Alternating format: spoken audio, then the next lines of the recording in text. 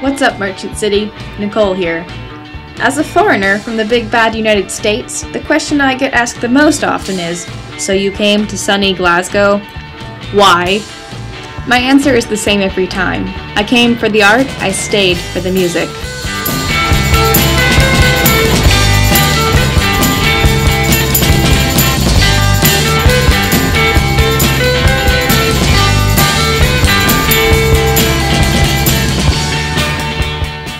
Now I know I don't need to tell you that the Glasgow music scene is one of the most exciting emergent British music scenes in the past 35 years. But I can show you by taking you to the heart of the city itself. As someone who strives to be a student of this city rather than a student in it, I threw myself into its cultural history pretty fast. So you can imagine my slightly ridiculous excitement when, as a relatively new Scottish post-punk fan, I turned up King Street one day and found myself staring at a large, beautiful photo of Mr. Sound of Young Scotland himself, Edwyn Collins of Glasgow band Orange Juice. Postcard Records Sound of Young Scotland was an independent Glasgow-based record company started in 1979 by 19-year-old Alan Horn at his flat in 185 West Princes Street, Glasgow. The rock photography of Harry Papadopoulos is currently being shown at StreetLevel Photoworks at Trongate 103 Contemporary Centre for the Arts in Merchant City. And though Harry was probably most well known for capturing the look of young post-punk Scotland on film, his career didn't stop there. As this exhibition shows, he would go on to capture some of the top rock acts of the age. For the past month, StreetLevel has been hosting a series of artist talks, attracting packed audiences and some of the most influential names of the Scottish music scene. We were all pretty wet behind the ears. I mean, they were pretty wet behind the ears as a band, and Alan Horn was obviously a bit wet behind the ears as you know, a record company executive. But the difference between them and me was that they didn't give a monkeys. You know, this is what we are doing, and if you don't like it, tough. And we don't like anything that you like. We don't care what it is. And I mean, to try and interview them for 40 minutes and try and get any kind of, you know, sensible quotes or answers out of them was absolutely terrifying. I mean, as I said, they were incredibly intimidating. Not that you thought they were going to batter you, because they weren't kind of physical. They were just kind of really so dismissive of everything. And even if you mentioned somebody that they might have liked, it was kind of like just dismissed out of hand. The rock photography exhibition runs through Saturday, February 25th at StreetLevel Photoworks, Trongate 103. Thanks, Harry. You're a legend. But what about Glasgow's live music scene today? I headed up towards Blackfriars Pub on Bell Street to find out more. Blackfriars is a historic venue as well known for its unique variety of ales as its eclectic club nights. I talked to Gary McKenna about the pub's scene. I think it's about 25 years that Blackfriars has been here, and prior to that it had been kind of like an old man's sort of pub, and for like the workers out of the markets as well, whoever the owner was that came in. He kind of changed things. He brought in a kind of younger, more savvy kind of crowd, and then he introduced real ale to the pub as well. He started putting jazz on, which kind of scared away some of the crowd. That just altered it completely, and then began to introduce things like live comedy. It was the first alternative comedy club in Glasgow, and things just grew from there. We've got Friday Street, which is like a Northern Soul night. And it's interesting because it's not, you know, it's not a young crowd that have discovered Northern Soul. It's the guys that were there right at the very start, you know, and they're still doing it and they still live it.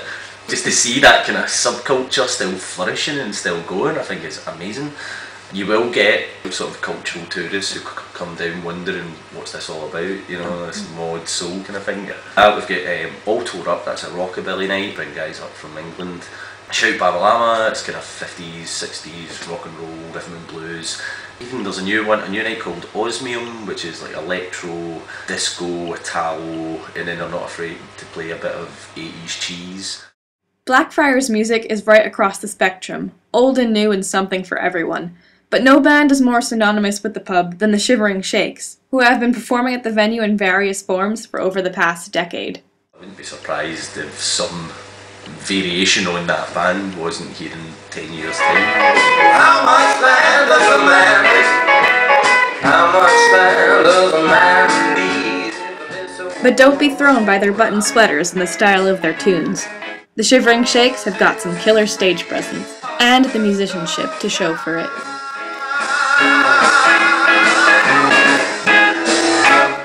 It's a really nice atmosphere, you know, it's not pretentious, it's very inclusive, and I think a night like that's got the potential to go on to be, you know, a kind of optimal. I think longevity just has something to do with it, the fact it's always been here, so it just becomes part of the kind of cultural consciousness. Heading on back down now to the bottom of King Street, ladies and gentlemen, may I present to you the 13th Note Café. Opened in the mid-90s by Craig Tannock as part of a chain of vegetarian, vegan and live music bars throughout the city of Glasgow, 13th Note has seen a tumultuous change in location over the past 15 years. At one time boasting 3 separate locations that included its original home on Glassford Street, a venue now known as Bacchus, a larger gig space on Clyde Street, and its final incarnation on the corner of King and Osborne. If you were part of the Glasgow music scene at any point during the 90s, chances are you either met your bandmates, played at, or coalesced with your fellow artists at the Note. All the more so when lead singer of Franz Ferdinand, Alex Kapranos, in his pre-Franz days, took over as promoter in order to save the Kazoo Club, one of the only music clubs in Glasgow at the time willing to host indie bands for next to nothing. Well, often in exchange for a few drinks anyway. 13th Note Kazoo Club and its later permutations would provide the launching pad for dozens of young Glasgow bands forming between the early to mid-90s through to the early 2000s. Names like Bell and Sebastian, Mogwai, the Delgados, Arab Strap, Yummy Fur, the Phantom Band, Zoe Van Gogh, and R.M. Hubbert, to name a few. Many of whom would go on to form the basis for Glasgow's independent Chemical Underground Records, a label still in full function today. For many musicians, the 13th Note saw the Glasgow music scene rise from promising emergent to fully established. These days, the Note is arguably considered to be one of the best live music venues in Scotland, harboring the same supportive atmosphere for a wide variety of music acts and genres. Much like in the 90s, to be a recognized band in Glasgow means to play at its legendary Note Cave, in the hopes that one day, you'll make it big enough to rotate on the venue's signature jukebox.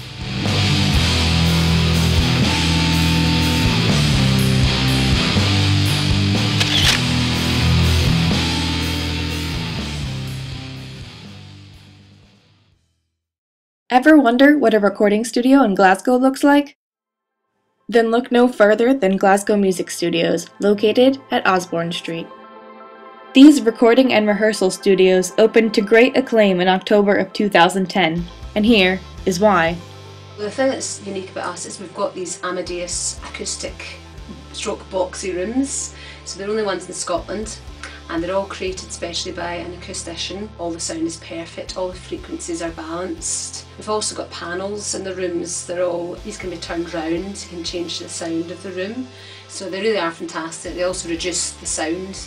We do music lessons for all ages and all abilities, recordings for bands and professional artists. We also do production work, even creating songs digitally from scratch for artists and companies, people that want adverts or songs created basically.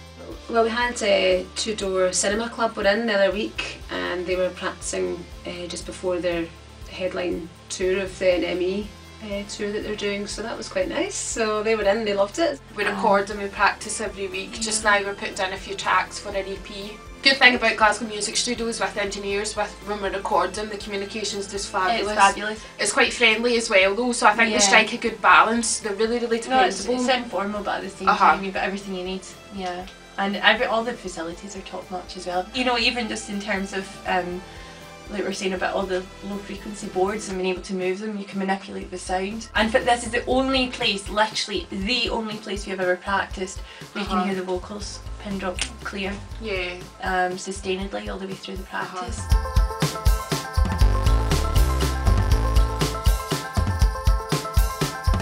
The music studios are top of the line, providing musical needs that include everything from professional production and advice to kids' parties and corporate events. Their future endeavours involve the installation of yet another 2 boxy acoustic rooms in order to fit their growing technical expertise. Yeah, we've got Pro Tools. We've got Pro Tools 9, and we've got a wealth of plugins because we don't have like I don't know, about £500,000 to buy this like 72 channel pimping discrete desk. These emulations kind of do the job. I mean, the rooms might not be a big massive, like, I don't know, 100 square foot farm or anything like that, but it sounds just as good when you have drums and a couple of decent mics in the right places. It sounds just as big. I think our studio is a testament to today's digital age, and you can utilise the smallest amount of space for the biggest production possible.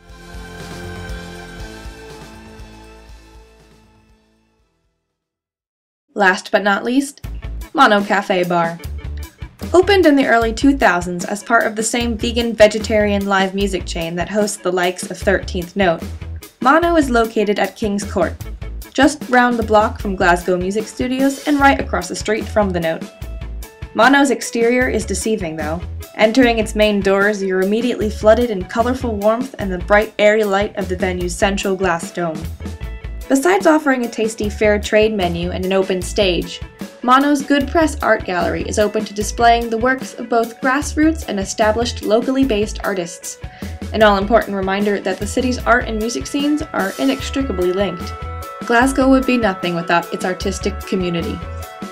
But perhaps most unique about Mono's atmosphere is the fact that it holds its own in-house independent record store, Monorail Music, the culprit behind the music that gets pumped into Mono's main speakers on a daily basis.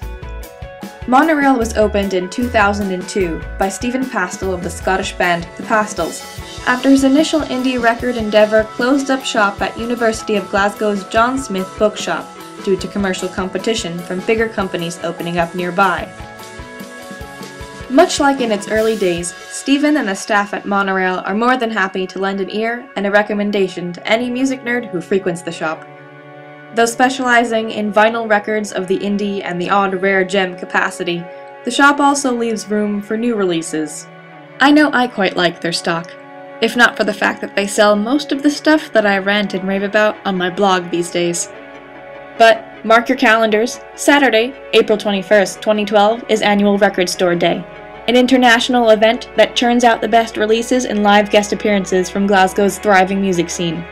Monorail always plays an important role, and this year, you can bet I'll be there.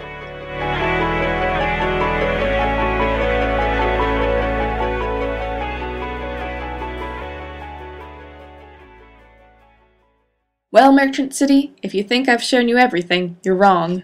But what I hope you've taken away from this is the vibrancy that is the Glasgow music scene. A circuit so alive that its lifeblood runs through this city's urban narrative as swiftly as it does through my own veins. After all, it's what I came for. You're what she came for.